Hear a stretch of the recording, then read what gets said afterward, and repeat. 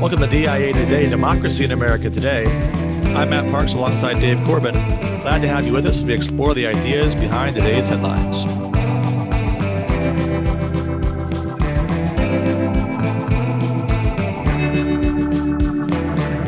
How's your week been, Dave? Great. Good weather. Finished the brisket, referencing last week's show. Nice. 2 months left in the semester, so really, it's always a good. Probably my favorite time of the year was mid-March, as the academic calendar goes.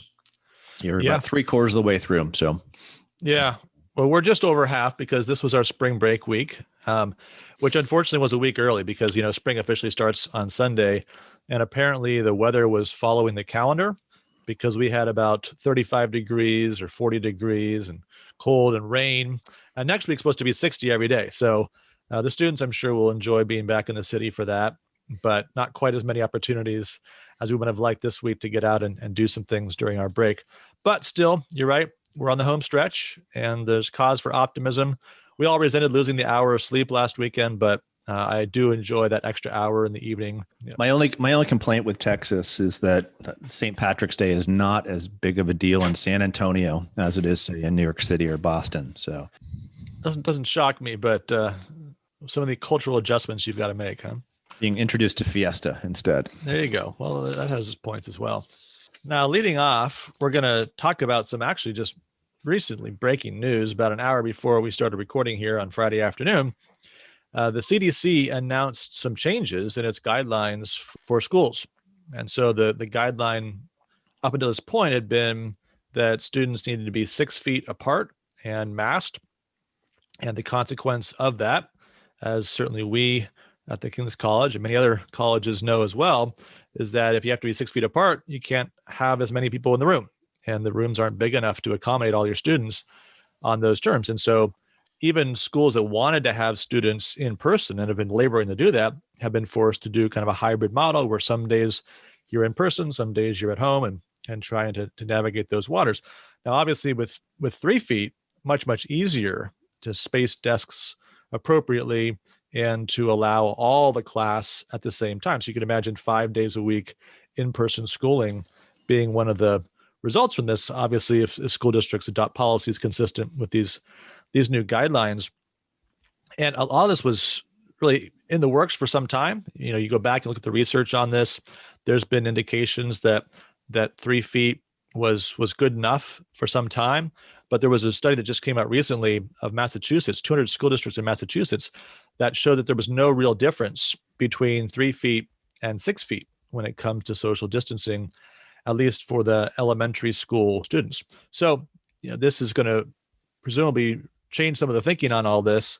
And those poor parents and students that have been waiting for 6 months or a year, in some cases, to get back in school. I think it's good news. I think that especially for those inner city districts that teachers unions keep on arguing that we just don't have enough space to get everyone back here. I think 3 feet could very well do it. But my guess is that on this report, like every other bit of science or non-science that comes forward, that power rather than truth, or the idea that one's being disempowered rather than truth, will rule the day. Yeah, that's the interesting thing in all this. Of course, all during the campaign last year, the way that the debate between Biden and Trump was framed on this question was science versus anti-science.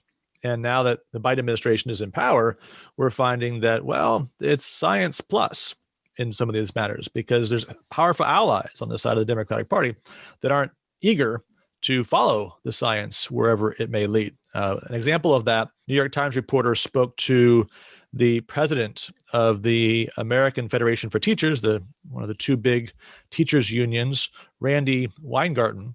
And here was her reaction to this study. It's a debate about convenience, not a debate about safety. All of a sudden, because we can't squeeze in every single kid, if it's 6 feet, that miraculously there's now studies that say 3 feet are fine. And what's going to happen is people are just not going to trust it. Now, I wouldn't be surprised if they don't trust it if they listen to people like Randi Weingarten, because rather than reading the study, reacting to the study, and it's fair to criticize studies, right? You can go and look at the way the data was gathered, and you can look at the conclusions that were drawn. There's many responsible ways of doing that. But rather than doing that, she just shows a conspiracy here, right? There's all of a sudden, miraculously, this study appears just when it's inconvenient for the narrative that she's wanting to push on behalf of her union. Science as a means is problematic when it doesn't fit into your political ends. Yes, and that may not be a problem that we find just on the political right. We have more to say about education as the show unfolds because, Dave, you've got some important chapters for us from Democracy in America that take up education-related themes and continue to Tocqueville's reflections on the overall philosophical approach of the American people under democratic institutions. Thanks, Matt. Yeah, I think it's important as we go through this material to keep in mind these concepts that make their way into de Tocqueville's discussion of the influence of democracy on the American intellect. Concepts like power and truth and equality are very much, and inequality for that matter, are very much part of what he suggests will happen to the democratic mind moving forward. So even that discussion that we just had plays in nicely with Tocqueville's thoughts on the matter. So just to kind of situate our audience, if you haven't been listening for a couple of weeks or don't know where we are in Tocqueville's great masterpiece, we're now in volume 2 of Democracy in America. And that volume is divided into 4 parts. The first part takes a look at democracy's influence on our intellect, our mind, our reason. Next week, we'll start part 2 of volume 2, in which we look at democracy's influence upon our sentiments. Thirdly, we'll go on to look at its influence upon our mores or habits of the heart. And then he'll finish volume 2 by talking about the threat of soft or democratic despotism. So we're here this week finishing up our discussion of the intellect. And there are really 4 chapters that I want us to focus on for today, chapters 7 through 10 of part 1 of volume 2. Chapter 7, titled, What Makes the Mind of Democratic Peoples Lead Toward Pantheism. Chapter 8, How Equality Suggests to the Americans the Idea of the Indefinite Perfectibility of Man. Chapter 9, How the Example of Americans Does Not Prove that a Democratic People can have no aptitude and taste for the sciences, literature, and arts. And then finally, our last discussion for today in Tocqueville will be why the Americans apply themselves to the practice of the sciences rather than to theory. So pantheism, perfectibility, moving toward a discussion of science and theory, and an aptitude or non-aptitude for science, literature, and the arts. How do all of these things hold together? Well, let's start with the discussion of why democratic peoples lean toward pantheism. Tocqueville writes early on that pantheism has made great progress in our day. And he references how it's been brought into European intellectual history by the Germans in the realm of philosophy and by the French in the realm of literature. And here there's a reference, a note in the Mansfield translation to the influence in particular that the philosopher Hegel has on the European mind. Pantheism in Hegel, I think, can be best kind of broken down or reduced. Not that anything in Hegel is easy to break down, as you remember, as you and I took the 2-course sequence on Hegel with Stanley Rosen at Boston University. And while you outscored me in the French language, a story to remain for another day, one of us received an A from Stanley Rosen and the other received an A-. Oh, I didn't even take it for credit. I sat in on a few lectures. That's all I could handle. I could have sworn it was one class in graduate school where I scored higher than you. No, okay. I'm sure there was, but it wasn't that one because I was too chicken to take it. Okay. Rosen did a great job. Professor Rosen, I should say, did a great job of explaining Professor Rosen's philosophy. But also, I think one of his amazing talents was to take a thinker like Hegel and a book that we were reading, The Science of Logic, and to put it in terms that lay people like ourselves or 25-year-old graduate students could understand. Basically, what Hegel does with philosophy, or does in philosophy, I should say, is he suggests to his readers that this question of what is, that what is this world that we live in that defines the philosophic enterprise, has finally been answered by none other than Hegel himself. That he has come to terms with what is by understanding the mechanism of isness in both the realm of ideas and the realm of the material. In the realm of ideas, what comes into being is a thesis that is soon thereafter followed by an antithesis that creates a synthesis that is once again antithesized unto forevermore. Ideas that come into being are challenged, form syntheses, and then become theses themselves. In the material realm, being comes out of nothing. When that happens, you have becoming, which then goes back into nothing and being, and so on. So there's this dialectic working both ideationally and materially. Once you figure out the dialectic, you figure out how isness works in both the realm of the ideal and the material, and life is settled thereafter. What's happened here, and what makes this thought pantheistic, is in creating an idea about ideas and matter and subsuming all things within that idea, all things then become understood. It's just a question of how they'll be appropriated or played out or materialized thereafter. So this idea of Hegel and others who follow suit, Marx would be one of the more famous students of Hegel on the left, creates this tendency within the democratic mind to want to simplify thought, and as Tocqueville will write, to enclose God and the universe within a single whole. All things, material and immaterial, visible and invisible, are subsumed into an immense being. Now, what's wrong with that? Is there anything wrong with that? Well, Tocqueville's verdict is that all who remain enamored of the genuine greatness of man should unite and do combat against this theory. Now, Matt, why would individuals who are enamored with the genuine greatness of man, why should they unite and do combat against this tendency within democracy?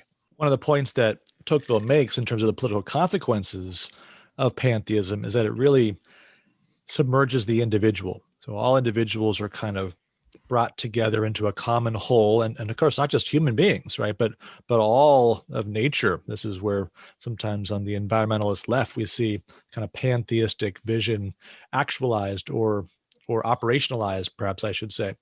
And so you end up with the idea that individuals could have individual value really having no place in such a system, but we're all just part of this undifferentiated whole.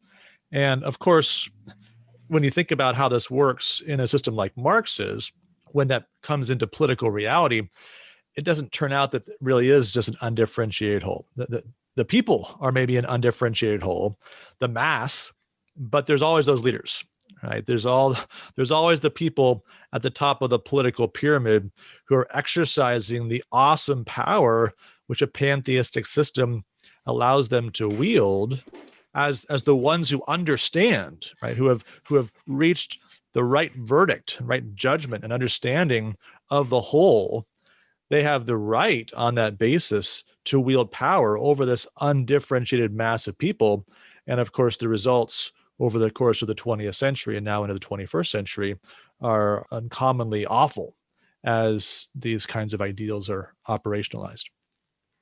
So a political movement that promises greater equality produces greater inequality. And here I'd reference back to an episode from season 1 where we talked about C.S. Lewis's The Abolition of Man. And there's very much this thesis that runs through Lewis's work there. It's very much in line with what Tocqueville is suggesting, that you think that if you make the world more equal, it will create greater liberty and a greater resistance to the powerful.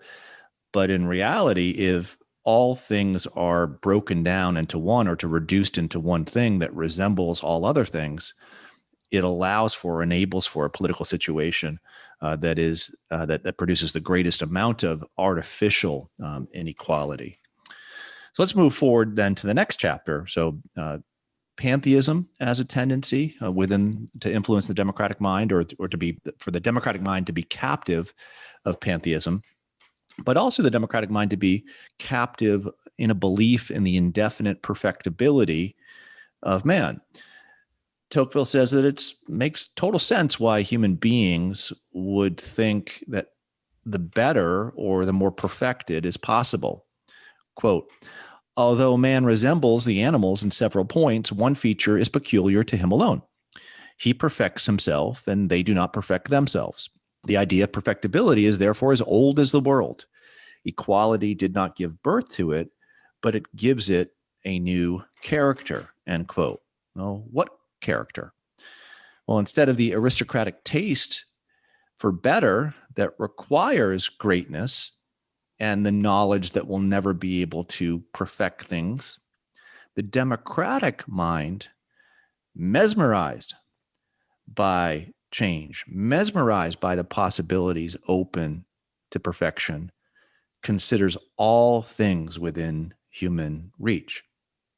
So here I mentioned earlier, these concepts such as power and equality and truth very much play a part in this discussion of education and the American intellect. And what's happening, the stronger your tie or belief is in an indefinite perfectibility of mankind, the more you believe it's in your power, right, to make that happen. So the more likely it is that you're going to hand over that power or pay deference to the powerful, who will then perfect things for you. Yeah, and the more that you feel the moral imperative to pursue those changes, right? Not only do you have the confidence that it can be done, but you feel the burden. If it can be done, then we better do it.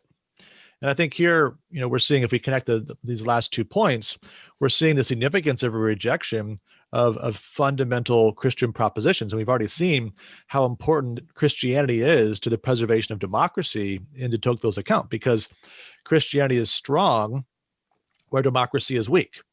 And so what happens when you break down the distinction between the creator and the creature? That's what pantheism does, right? It's all God. There's no distinction between creator and creature.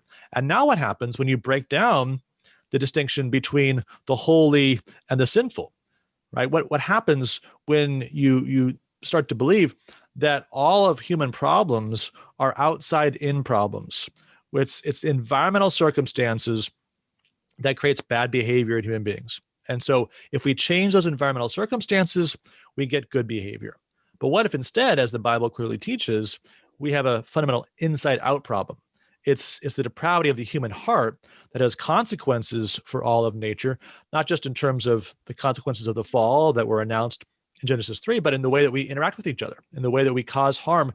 And therefore, if you have that account of human nature, all of a sudden you recognize there are some limits to the reforms that are possible. And you're going to tread carefully. And you're going to make sure that as you pursue political improvement, as you work toward justice, you don't do so in ways that make things worse ultimately, or that create the possibility of power structures and concentrations of power that can be grossly abused. And as we mentioned, drawing from last week's discussion of Francis Bacon, the desire to conquer nature ends in the fulfillment of the second part of his project, the conquest of human nature, or as C.S. Lewis rightly calls, the abolition of man. So moving to the last 2 chapters that I want to cover for today, Tocqueville on multiple occasions has noted the influence of religion on the first American immigrants. He likewise has spent a lot of time going through the influence of the pursuit of wealth through industry and commerce on the American mind. So these 2 things come together, he says, in that Americans, quote, demand of science particular application to the arts and the means of rendering life easy. So the tendency is that the more that we pursue wealth through industry and commerce, the more that science is going to be something that should produce, rightly, a pragmatic end, a consequence. Now, we'll still go to church on Sunday, And we'll still, he says, from time to time, we'll still have distracted glances toward heaven, but most of the time, we're going to be working towards our material betterment. We're going to want to use our knowledge to make life easier. And I think what he suggests here is that there are more people out there wanting to practice art, but they're not doing so for the sake of art more than what the art grants them or gives them or produces for them. And this practice of art, not for the sake of art, the practice of science, not for the sake of science, tends to produce an American world that is more of a world of the pursuit of place hunting rather than the pursuit of wisdom. It's all about having the right people in your Rolodex rather than the right books on your shelf. See, there's an easier path, it seems, to influence than the pathway of wisdom in the democratic society that de Tocqueville is talking about. Yeah, so I think here it's clear that he says that a proper aptitude and taste for the sciences, literature, and the arts allows us to be more fully human, because we as human beings can pursue those ends. But in a world where those things are just a means to another end, what it reduces us as human beings is simply a means rather than an end to ourselves, an end that needs to be liberated. And I'm always fond of this question often brought up by parents during visit days, where I tout the benefits of what my favorite major at Providence, philosophy, politics, and history. And I have parents often tell me, well, what are they going to do with that? What are we going to do with that? What are you going to do with that? And how many students have you heard who major in the humanities or go to a liberal arts college, have that uncle or aunt or friend? What are you going to do with that? Well, right. I'm not learning it to do something with it. I'm learning it, right, to be a liberated human being in the right sense of what it means to be liberated. So this ties in nicely to the final chapter that we're going to cover for today, chapter 10, why the Americans apply themselves to the practice of the sciences rather than to the theory. What might be some difficulty there if it's just practice and no theory? Here, Tocqueville divides science into three parts. The first part, what he calls theoretical principles that tend to be abstract. Secondly, general truths that tend toward practical demonstration. And then thirdly, those items of science that are simply application and execution.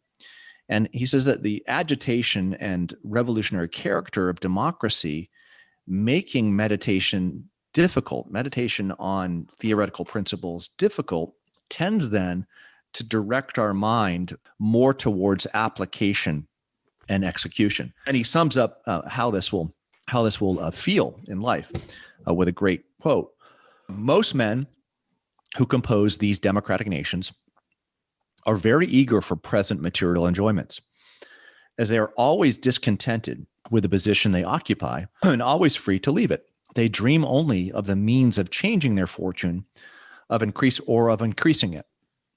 For minds so disposed, every new method that leads to wealth by a shorter path, every machine that shortens work, every instrument that diminishes the cost of production, every discovery that facilitates pleasures and augments them, seems to be the most magnificent effort of human intelligence. And I think of this and I think about this great trend in education, especially in elementary education, towards making sure every student has a computer, every student has a screen in front of their face, and every student knows how to figure out how to make their way through this software at the ages of 5, 7, 9, and 11. And why? It's easy, it's fun, it's visual, it plays into all that we want. But are the children in this situation actually learning, or are they being entertained? Yeah, I think that's a real challenge that we face. And I think this passage does a good job of really showing us the danger of a democratic society's focus on improvement, on merely making things easier. Right? There's not a lot of room here for spending an afternoon with a book, because what are you going to get out of that? What productive benefit follows from that? And how do you speed that process up? Well, you know what you could do? You can listen to our podcast on 1.25 times, right? Or maybe 1.5 times, and you can get a little bit of time back, right? That way you can, it all goes by more quickly and maybe harder to process, but that's okay because you're saving time, right? You got 10 more minutes that you can use for some other purpose. There's another passage in the same chapter that I think is right on point here, because there's another consequence of all this. Why is it that we want the shorter, the easier? Well, he says it's not by long and learned demonstrations that the world is led. So there's a political advantage, right, to avoiding the long and learned demonstration and focusing on the immediate. And he goes on to say, in centuries in which almost everyone acts, one is therefore generally brought to attach excessive value to rapid sparks and superficial conceptions of the intellect, and on the contrary, to depreciate immoderately its profound, slow work. And I think if there's anything that captures the intellectual scene, excess value to rapid sparks and superficial conceptions of the intellect. Right? Those are the things that are hot, that grab the headlines, that get turned into the policies, and the profound, slow work of deep reflection on timeless questions. Who has the time? Yeah, and I think that this is particularly apt for those who are Christian parents in our audience.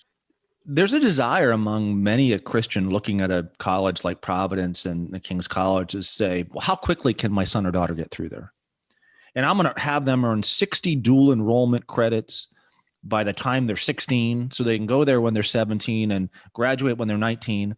And for what? I understand, right, that college tuition is out of control. Is the price of college is where it should not be where it is. But this like rat race to get through as quickly as possible.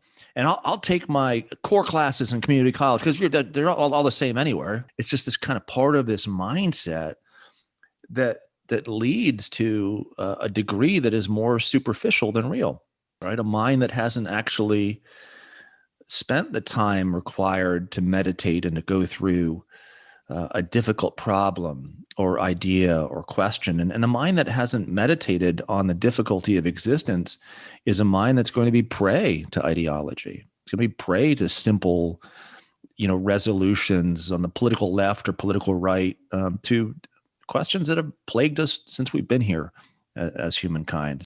All right, well, one of my favorite topics within political philosophy and literature, I actually wrote a dissertation on this, is the difference between the moral universe outlined by Niccolò Machiavelli and William Shakespeare. I think Machiavelli probably projected better into the future. He writes this short volume, The Prince. Shakespeare's works are longer. In fact, I think if I'm counting correctly or following Harry Jaffe's numerology, there are 37 plays that line up nicely with Plato's 37 dialogues. They take a lot of time to get through. Never mind the language. You've got to work through each of them. And the play of Shakespeare's that's often known as its autobiographical play is The Tempest, that has this central figure of Prospero. And I chose this as our adjacent selection for this week because I think it works in well, this play, and in particular Shakespeare works in well with this idea of the degree to which human beings can attain the perfect. Compare Shakespeare with Machiavelli. Machiavelli is keen to describe the world in very pantheistic terms as imperfect, as a constant war, that there really is no such thing as peace. Much of the advice that Machiavelli gives his future princes in The Prince deals with this reality of war. And my take on Shakespeare is that his moral universe in many ways overlaps with Machiavelli because there are all these problems that we deal with as being human beings and being imperfect or sinful. But Shakespeare differs from Machiavelli on this one important point, and that is peace, at least for a time, can be attained. But it takes or requires wisdom and power being held in the same hands. This is an issue that comes up in Plato's Republic, of course. And however much wisdom and power might intersect, that wisdom and power intersected can produce peace only for a certain amount of time, that we're not going to be able to establish peace in this world. But the best of all of Shakespeare's protagonists create to some degree a peace within each play.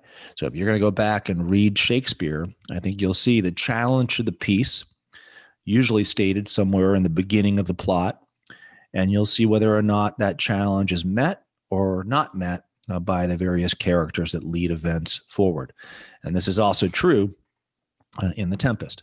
So what has produced the threat to the piece? So here I want to draw your attention to Act 1, Scene 2 of the Tempest. If you're familiar with the Tempest begins with a tempest. It's a tempest that's created artistically by Prospero, who waves his magic wand, and to the horror of his daughter, who is watching these men on a ship, wondering what will happen of their lives as they face this tempest. Prospero tells his daughter, Miranda, do not fear for these individuals who are on this ship. Tell your piteous heart, there's no harm done. Then he goes on to say, I want to tell you, daughter, why we're here. And he relays to his daughter. So here, the theme of today's show is education. So here you have a father educating his daughter, who says to Miranda, I have done nothing but in care of thee, O thee, my dear one, thee, my daughter, who art ignorant of what thou art, not knowing of whence I am, nor that I am more better than Prospero, master of a full poor cell, and thy no greater father. The story that Prospero is going to tell his daughter after he lays down his mantle, lays down his art, is a story of an individual, his own person, who was so caught up in his love of study that he handed off power to his brother. He writes, the government I cast upon my brother and to my state grew stranger, being transported and wrapped in secret studies. You see, for Prospero, the pursuit of wisdom and the truth had led him away from the desire for power. But the power then granted by Prospero to his brother was abused by his brother. Why? His brother knew, being once perfected, how to grant suits, how to deny them, who to advance, and who to trash for overtopping, knew created the creatures that were mine, I say, or changed them. He changed the manners of the people. It's quite interesting here. I won't make too much of this, but there's a little bit of Machiavelli that goes on in Prospero's brother, who he gives power to. He teaches the short path, the path to power and place hunting, of how to gain office, right? How to be in the right position. Prospero, neglecting these worldly ends, was dedicated to bettering his mind. So what happens of all this is Prospero and his daughter, set on a ship, are led to this island. And I would argue that the peace that is brought about when the wise who rightly pursue wisdom or truth and hand over power or the instruments of the state can produce within society great problems, great challenges. And in many ways, what we're talking about here as we move from an aristocratic age where a Prospero-like pursuit of wisdom is more likely to a democratic age where a Machiavellian pursuit of place hunting happens or occurs more likely, produces this danger, produces this world in which will there be individuals who have meditated upon truth and rightly pursued wisdom present to influence things, to speak truth to power, or will all things be undone, much like things seem to be undone on this island? Well, the good news is that fortune has brought these individuals to Prospero's Island. And the even better news is that they brought a young man who Prospero would like to marry his daughter. And I think what's being suggested here, and I could say more if you want to read the dissertation, just send me an email, is that there is something about the legacy of the pursuit of wisdom, biblical wisdom, philosophical wisdom, that is more longstanding than simply the desire to acquire power for a certain time, right? To have that tweet that goes out that really kind of riles the other and it gets 17,000 likes right away. You may win the day, you may win the immediate, but you lose the long term to the detriment of your society. Any thoughts, Matt? It makes me think about the academy, because one of the points that Tocqueville makes is that although you might think, well, the academy has no place in a democratic society, this kind of time for reflection and such is just out of character with the material pursuits of democratic society. That's true. But democratic societies are prosperous and they're big. And so there is room for some number of people to be doing that kind of thing. And as it turns out, in the years after Tocqueville's writing, we had the emergence of the modern research university, and you've got thousands of people that are pursuing supposedly the life of the mind. But what happens when instead of pursuing actual wisdom, they pursue only pseudo-wisdom, which is the actual story of the modern academy? Then who's left? Who is actually left to pursue real wisdom? I think this is one of the questions that was kind of coming out of this episode. There's a room for a Providence, for a King's College, for the classical Christian movement, for the homeschooling movement to actually be this remnant of people that are committed to actual wisdom in a world where the schools with the fancy titles and the really expensive tuitions are not doing that. They've given that up. They've given themselves over to pseudo-wisdom and their sort of place hunting and ideology. There's room for those of us who see something else to fill that gap and to produce people who come from backgrounds that aren't as privileged or fancy or as likely, according to the standards of the world, to succeed, to actually produce students that are well prepared to think and to think rightly and to think well about the human condition. Yeah, think about three things that define elite American higher educational institutions right now. Beautiful campuses with large endowments, wonderful dining halls and buildings that you live in, pleasurable existences on a quad, mixed with the likelihood that the name of that college on your resume will lead you to acquire the place that you want. Perfectly suitable for place hunting. And likewise, when you're there, you won't be challenged with the pursuit of wisdom. You'll be handed a certain dictionary of how you speak properly about issues, a certain ideology that's ready-made. It's a painting by numbers ideology of intersectionality, of wokeism that will suit you well when you go into your first interview or when you try to move forward to the next higher place and the next higher place. But what are you at that point? You're a means to a system, not an end unto yourself, not that individual who Tocqueville says is so necessary in our age, or who Shakespeare wanted or Prospero wanted his daughter to be. That's a great transition to the headlines. We've been talking about the academy and also high school education, elementary school education, a couple of really interesting articles in the last couple of weeks about the trajectory of things that kind of fit in with the conversation we've already been having. There's a piece in The Atlantic by Caitlin Flanagan entitled "Private Schools Have Become Truly Obscene," about her experience as a teacher at an elite private school and some of the changes in those schools over the last 25 years. And the story, it's a long piece, well worth reading all the way through, but it begins with some reflections upon what's happening at Dalton, which is one of the leading prep schools in New York City. And the key question, if you run Dalton, is what do hedge funders want? And so that includes an archaeologist in residence, a teaching kitchen, a rooftop greenhouse. There's a quote from a member of the local land use committee. Next time it'll be a heliport. And so this is the kind of scale, $54,000 a year to go here. The head of school makes $700,000 a year. And there's this deep anxiety among the families that she's describing because their school's not open. And their kids are falling behind because some of the other elite prep schools in New York City are open.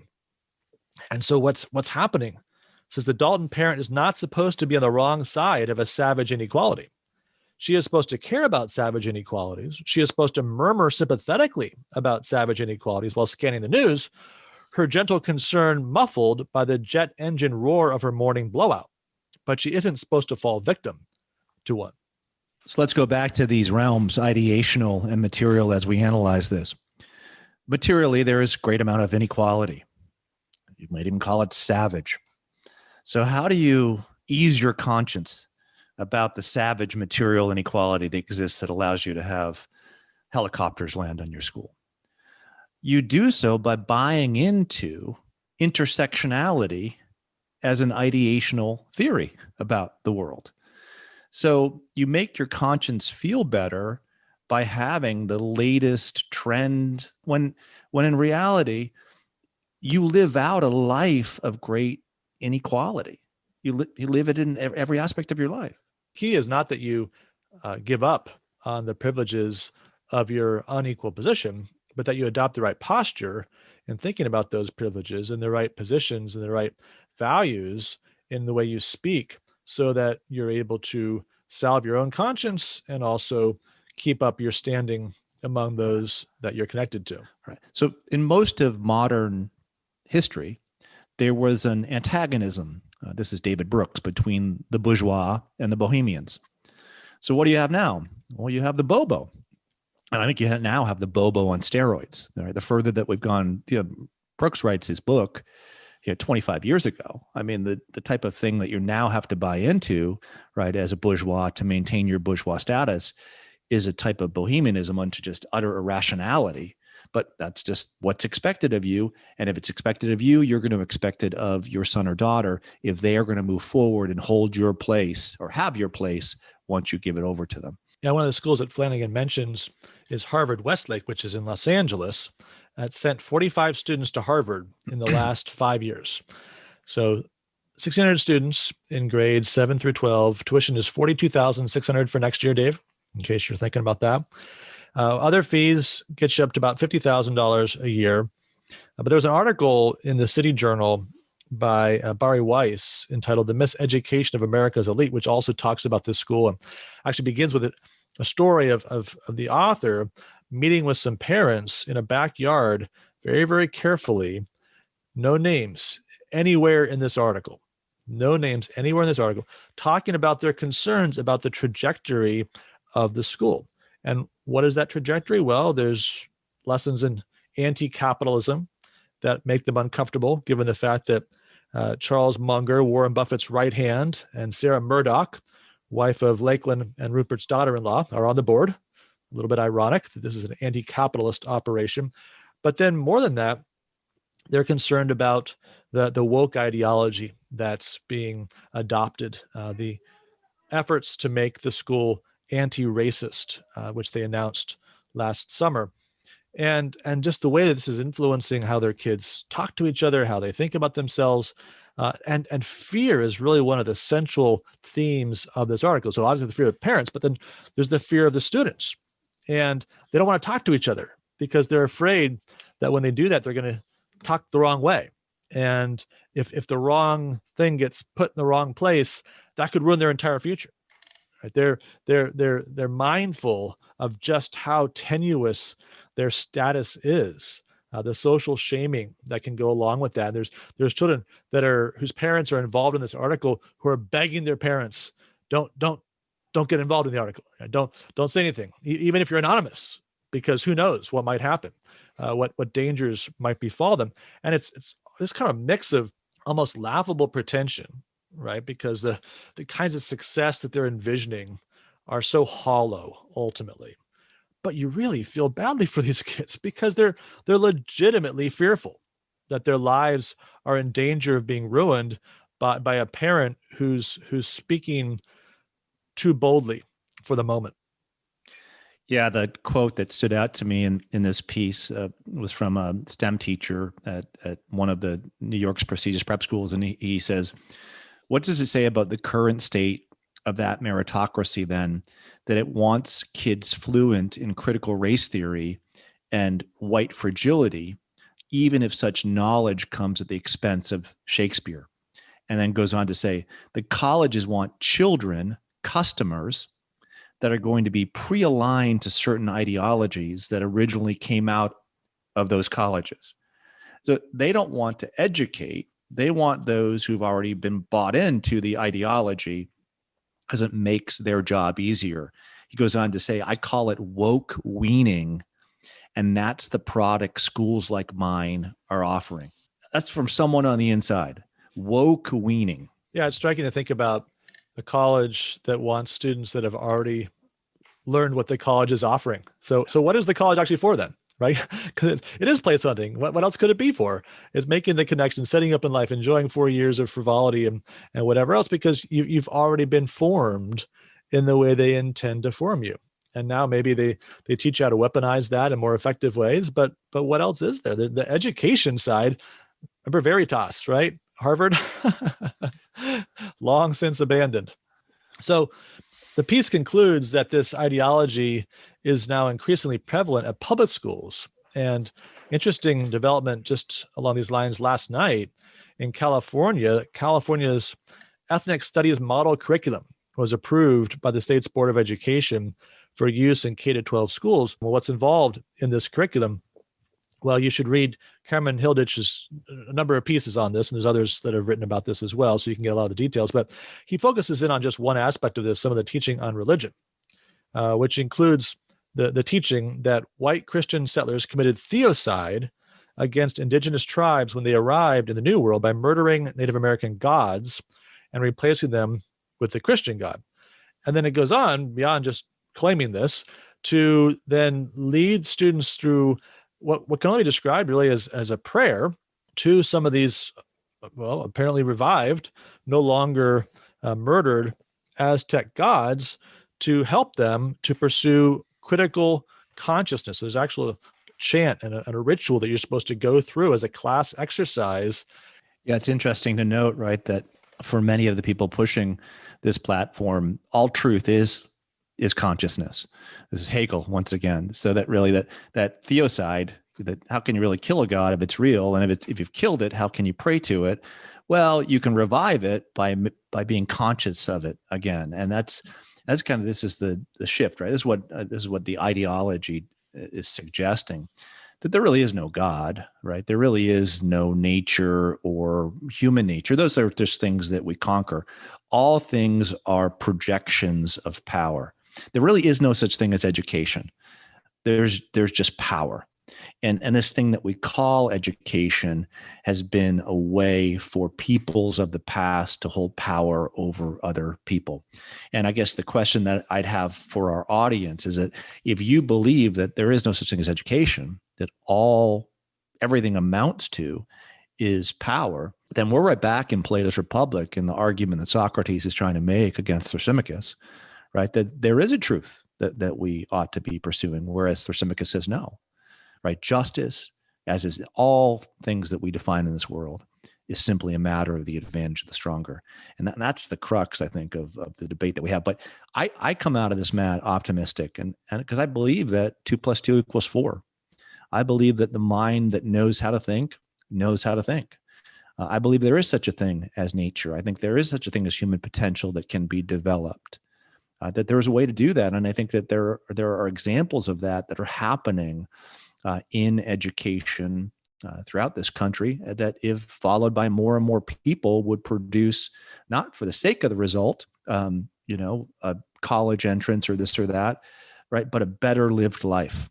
And I think that's what we're emphasizing in this conversation. That's what Tocqueville wants. That's what Shakespeare wants. And I think that's what any educator should want in education.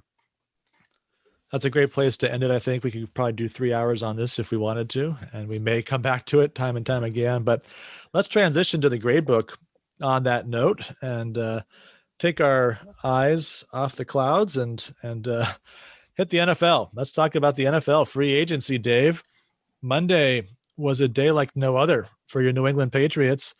so-called legal tampering period began on Monday. So you're allowed to talk to players. You're not supposed to sign them until Wednesday, but the Patriots signings were coming thick and fast. Nevertheless, we were texting and I asked you what you thought of the signings. And you said, I thought that, two good picks.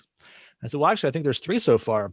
And by the time I texted back the name of the third guy, there was four. And I think there were seven or so by the end of the day.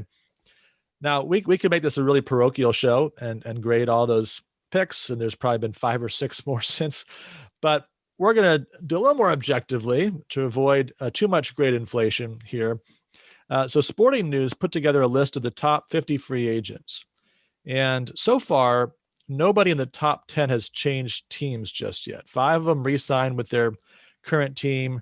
3 had a franchise tag applied, so presumably will be back with their current team, assuming they sign that franchise tag or they do sign an extension later on in the summer. And there's 2 that are still on the market. We'll look at the contracts of the 3 highest rated players who actually switched teams, which actually allows us to begin with the Patriots, because coming in at number 11 on their list of the top free agents was Hunter Henry, formerly, of course, of the Chargers, who signed with the Patriots for a 3-year deal, $37.5 million, makes him the 3rd highest paid tight end, tied for 3rd with another Patriot signing of Monday, Jonnu Smith. So what would you grade the Hunter Henry signing, Dave? Well, I think what's important to remember here are not simply the individual contracts that players were signing with teams or having discussions on Monday, but signing Tuesday, Wednesday, Thursday, but the contract that's signed between the NFL and the major television networks on Thursday. It's going to take that salary cap that was 182 million or something like that for this year because of COVID and its effect on game revenues and all the rest. And it's probably going to jump that number somewhere in the $230 to $240 million range next year. You're going to see a $50 to $60 million jump in the salary cap.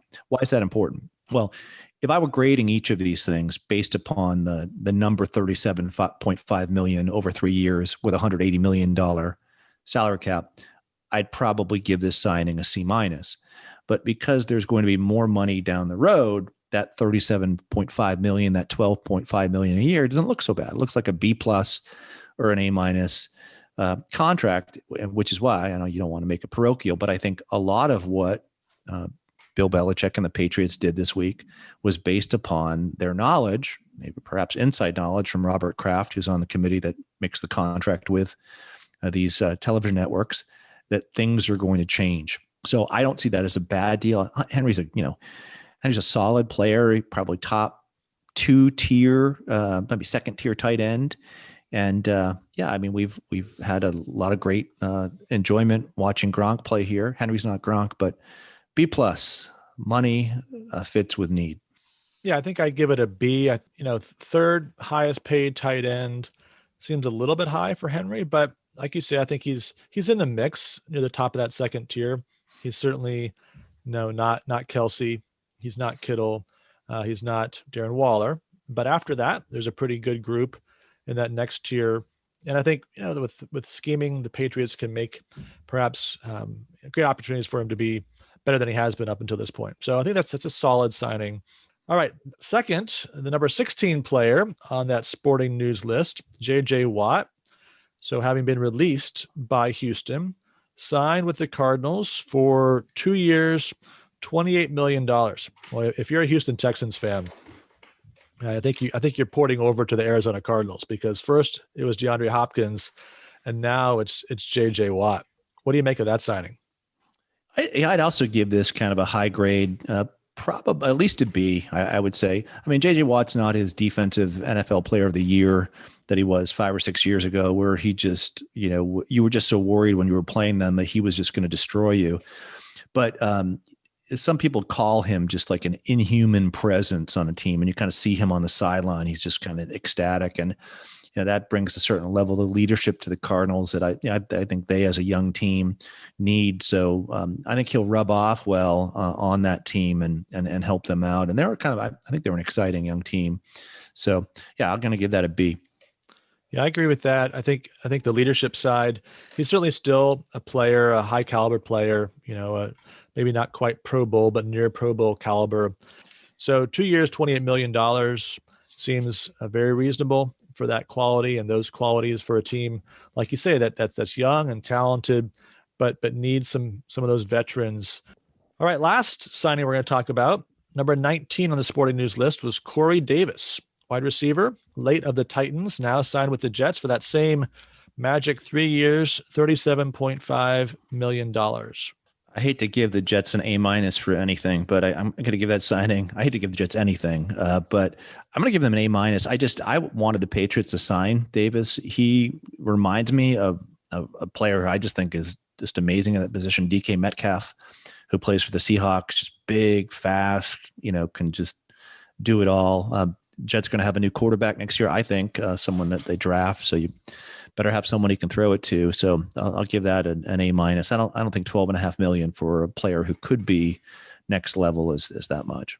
Yeah, that makes him the 19th highest paid receiver based on average value. So that's, sort of a decent number one receiver, but nothing more than that. So I agree. I think that's a good signing. They're going to need some wide receiver talent. You've got to take some of the pressure off a new young quarterback. So I would give that an A- as well. All right, well, we're going to wrap up the show with some more sports because as of maybe about an hour ago, the NCAA tournament is underway. The last 64 teams, of course, last night you had the first four to decide those last four spots. Last week we picked the number one seeds and we were both 1 for 2. So you said Alabama and Michigan. I said Illinois and Alabama. We got the Big Ten teams right, but Alabama just missed. It appears they were the number 5 team in the committee's ordering. So they're a number 2 seed, but we got one of the two. So that makes you 14-4 now. I'm 8-10. So what we're going to do is we're going to pick 4 of the matchups for tomorrow's game, Saturday's games. So out in the West, we've got what could be a grudge match between Oklahoma and Missouri. Missouri having abandoned the Big 12 after 100 years in the conference for the SEC a few years ago. Oklahoma is 15-10, Missouri 16-9. Oklahoma is the 8 seed, Missouri is the 9, and Oklahoma is the 2-point favorite. Who do you like in that game, Dave? I am going to go with Oklahoma. How about yourself? I agree. I'm going to take Oklahoma. We were picking the 8-9 matchups last time. I think this is one of the 8s that's going to go through. All right, second game in the West, we've got Oregon against Virginia Commonwealth in the 7-10 matchup. Oregon is 20-6. Virginia Commonwealth, which made an amazing deep run in the tournament a few years ago, 19-7. Oregon is the 5-point favorite. I'm going to go with Oregon here. 5 points is a lot, but I still think they get that. Yeah, they had a good season in the Pac-12 and came up just short in the title game against their cross-state rivals, Oregon State. But I think they get it back on track, at least get through the first round here and cover that 5-point spread. In the East, we've got UCLA against BYU in the 6-11 game. UCLA is coming off a big win last night, overtime win over Michigan State, 18-9 underdog in this. BYU 20-6 this year and 20-3 against any team not named Gonzaga. So they had a great year, kind of flew under the radar a bit because Gonzaga was so much better than everybody else in the WAC. But BYU is a 3.5-point favorite in this one. What do you think? I think BYU sends them home. I think BYU was the only team really that came close to beating Gonzaga this year. So BYU takes this one. All right, I'm going to take the opposite side.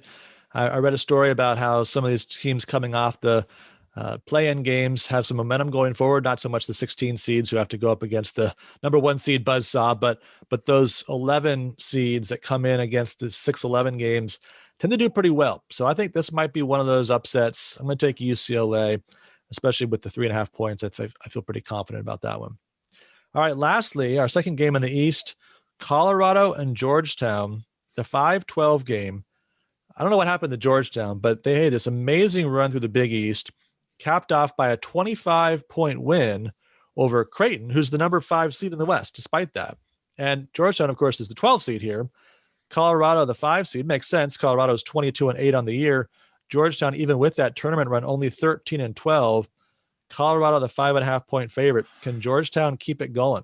I think so. I don't know whatever Patrick Ewing said to them, but yeah, I think they're on a roll right now. And as you see, teams those last 10 games before a tournament are often indicative of what they do in the first couple of rounds of the tournament. So, yeah, I think even Georgetown may win this game, but with 5.5 points, I'm definitely going to take the Hoyas. I agree with you. Let's see them be a Cinderella story, make a run to the Sweet 16 or beyond. It'd be fun. All right, well, we got a lot of watching to do, a lot of brackets to keep an eye on. We'll update you on our brackets next week. We're part of a larger pool on that, but we'll certainly be talking about that as well. In the meantime, hope everyone has a good week. Look forward to being back with you next week. Don't forget to review the show and subscribe on your favorite podcast platform. And you can reach us on Instagram at Democracy in America Today, and contact us by email, democracyinamericatoday@gmail.com. Take care and talk to you soon.